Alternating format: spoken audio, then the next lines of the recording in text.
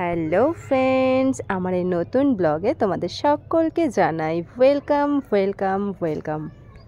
আজকের ব্লগটা একটু নতুন ধরনের ব্লগ। আজকে অল্প কিছু তোমাদের সঙ্গে শেয়ার করলেও কিছু কথাও তোমাদের সঙ্গে শেয়ার করব, মানে এটার সঙ্গেই আর কি। এসে গেছি আমরা একটা রেস্টুরেন্টে।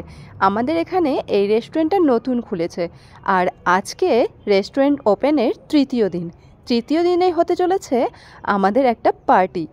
আজকে বলতে গত রবিবারের ভিডিও এটা, আর মাত্র কয়েকটা দিন পরেই রয়েছে আমার ভাইয়ের বিয়ে।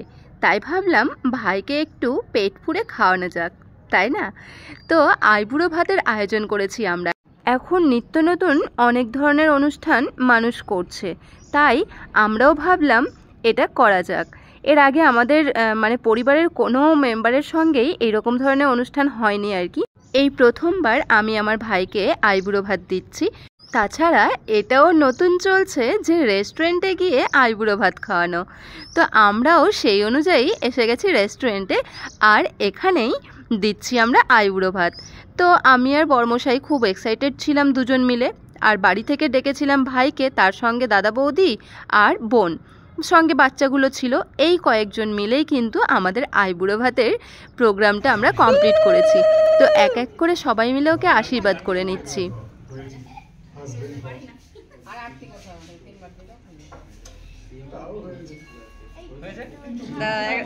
ছবি তুলি একটা, দাঁড়া দাঁড়া, মাথায় হাত দে। আর এর আগে এরকম কোনো অনুষ্ঠান হয়নি বলে কি আগেও যে হবে না তার তো কোনো মানে নেই। তাই ভাইকে দেওয়া।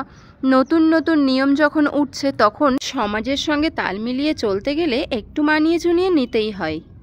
তাছাড়া আমার মায়ের বাড়ি থেকে একটা নিয়ম আছে, যেদিন গায়ে হলুদ হবে, গায়ে হলুদ হওয়ার পর কেউ না কেউ কারোর বাড়িতে ডেকে আবার ভাইয়ের বা যার বিয়ে আর কি তার গায়ে হলুদ দিতে পারে, মানে খাওয়াতে পারে, গায়ে হলুদ দিতে পারে, এরকম নিয়ম আছে, যেটাকে আমরা থুবড়া খাওয়ানো বলি। তোমরা তোমাদের ভাষায় কি বলো জানি না, তবে আমরা এটাকে থুবড়া খাওয়ানো বলি।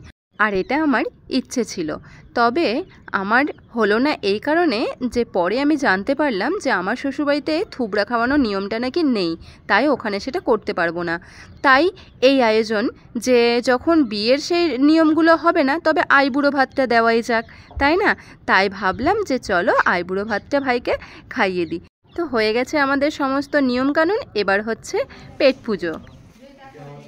সবার শেষে খাওয়া মেয়ে, খাওয়া দাওয়া শেষ।